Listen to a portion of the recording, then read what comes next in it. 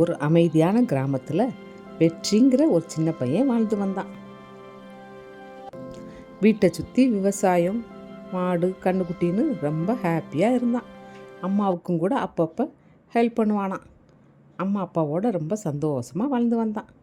ஆனால் அவனுக்கு ஒரு கனவு இருந்துச்சு. அவன் நண்பன் வெற்றி, டவுன்ல பெரிய பெரிய கட்டிடங்கள் இருக்கும். அப்படியா ஹரி? நானும் ஒரு நாள் டவுன் போய் அதெல்லாம் பார்க்கணும். பட்டணத்தை சுற்றி பார்க்கணுங்கிற ஆசை வெற்றிக்கு ரொம்ப அதிகமாக வந்துருச்சு. வெற்றி எல்லார்ட்டையும் சொல்லிட்டு பஸ்ஸில் ஏறி டவுனுக்கு போனானா.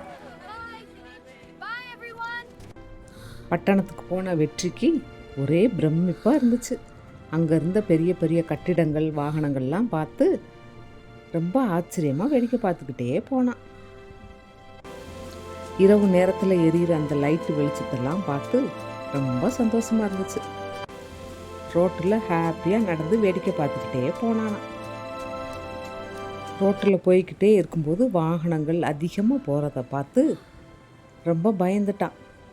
அவனால் ரோடை கிராஸ் பண்ணி போகக்கூட முடியலை, அவ்வளவு ரஷ்ஷாக இருந்துச்சான். ஒரு ஓரமாக போய் அமைதியாக உட்காந்து கிராமத்து வாழ்க்கையை நினச்சி பார்த்தான்.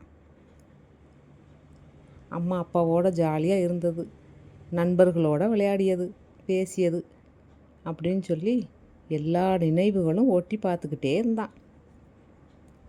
தாத்தா கூடையெல்லாம் அமைதியாக உட்காந்து பேசிக்கிட்டே இருந்தால் பொழுது போகிறதே தெரியாது. ஆனால் இங்கே ரொம்ப பரபரப்பான வாழ்க்கை அவனுக்கு பிடிக்கலை.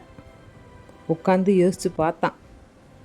சரி, மறுபடியும் நாம் கிராமத்துக்கே போயிடுவோம் அப்படின்னு சொல்லி ஒரு முடிவு எடுத்து பஸ்ஸில் ஏறி மறுபடியும் கிராமத்துக்கு வந்துட்டானான். வந்த பிறகு தான் அவனுக்கு ரொம்ப நிம்மதி. அப்போது அவனோட நண்பன் கேட்டானா, என்னப்பா டவுன் போனது எப்படி இருந்துச்சு?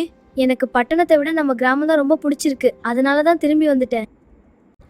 சரி வா விளையாடலாம் அப்படின்னு சொல்லி 2 பேரும் சேர்ந்து விளையாட கிளம்பிட்டாங்களாம்.